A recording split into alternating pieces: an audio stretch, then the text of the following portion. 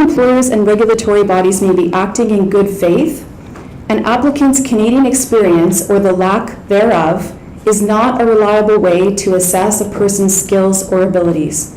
The policy includes a number of best practices that will help employers and regulatory bodies act in accordance with human rights principles.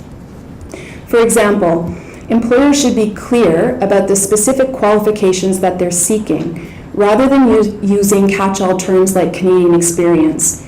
So if the ability to communicate effectively is what is required, the employer should state this clearly and give applicants the opportunity to show that they have this skill. Employers should separate job requirements that are legitimate from those that are simply nice-to-haves, and they should only require the level of proficiency that is necessary to do the job in question. Employment and accreditation decisions should not be made based on stereotypes or assumptions about people or the quality of work experience that they gained while not in Canada. And employers and regulatory bodies shouldn't treat a lack of Canadian work experience as equivalent to negative work experience or a bad employer reference, for example.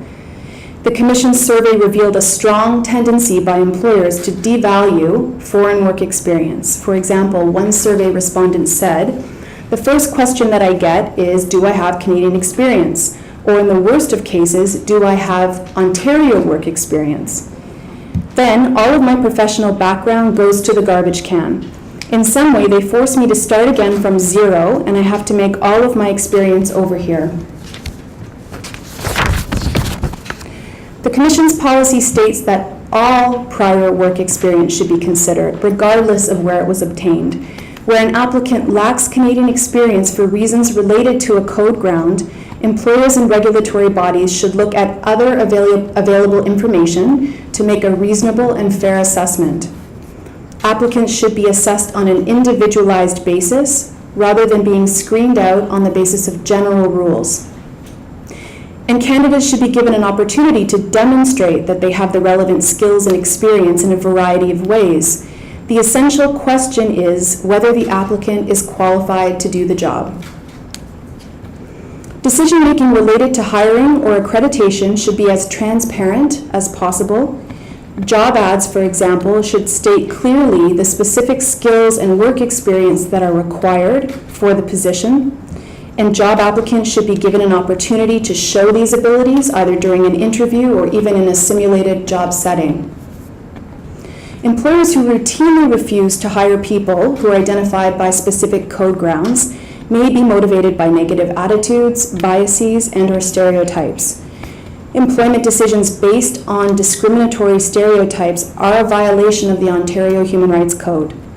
Employers should rely on objective and standardized criteria when choosing applicants to minimize the chances that discrimination will play a role in the screening process. Assessments that are based on whether a person would fit, and we've all heard that, whether they would fit into a particular workplace culture, are subjective, and they open the door for subconscious biases to be at play in the decision-making process. Where an employer receives multiple job applications, they should be prepared to show how they chose the successful applicant.